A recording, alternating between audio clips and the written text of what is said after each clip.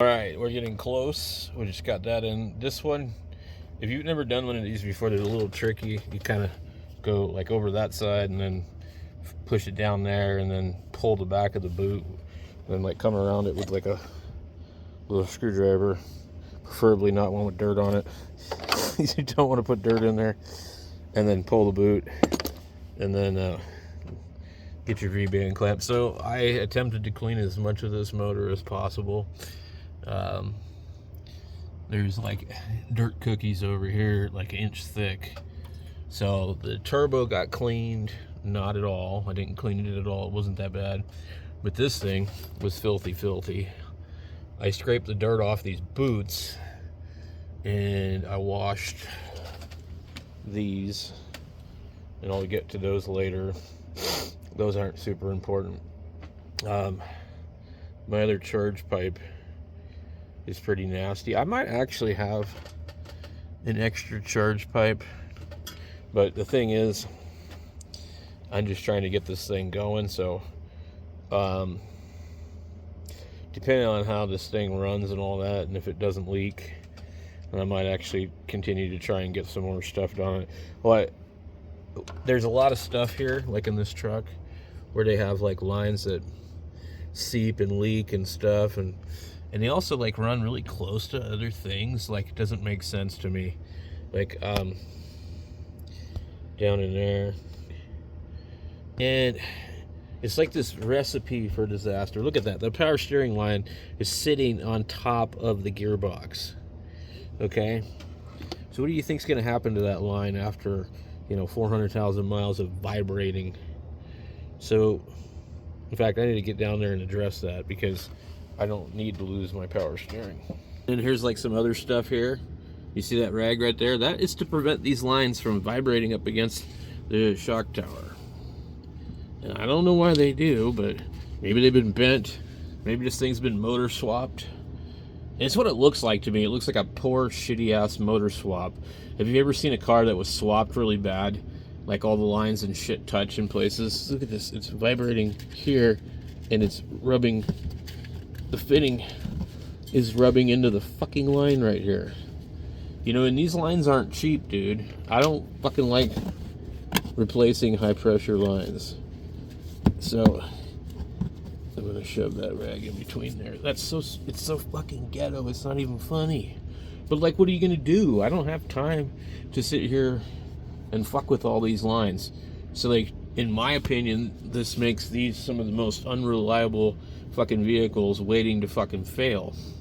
There's just shit vibrating, touching stuff. These lines are touching stuff. They look like somebody popped the fucking thing open. What are these? Are these brake lines? Oh, that's even better, right? Fuck. So, I don't know what's going on with that. Is there a leak there already? There might be. But I've just kind of given up on this fucking truck because of how many miles it has. But yeah, those lines look like somebody popped that thing open or something. But isn't that fucking line right there? Is it a transmission line? And then the other line is sitting on top of that, dude. Well, this is just an accident waiting to fucking happen as far as I'm concerned. I mean, these things, my other truck, my 97, it's the same way too. And I'm like, did they really make these things like that? And it doesn't stop there. Look over here. If we can see down here, there's a cooler looking thing going to the back, and it's rubbing up against the radiator hose right there. I mean, just everything about how they did these things, just like, it's amazing. Like, a bunch of my other truck's the same way. A bunch of the like radiator hoses are rubbing on top of other stuff. Get lines over here rubbing up against the box. It's just like, dude, what the freaking hell? So I'm at the point where, like, with the amount of miles this thing's got, I don't have an extra motor laying around, and I don't want to rebuild this one because it's going to be an absolute nightmare removing those right there, if you ever had to. You see that? That's pretty bad. So what I really want is to just get it going and don't use it unless like I have a specific purpose and I need to replace it with a different truck. Use it for a garbage run truck. I don't know.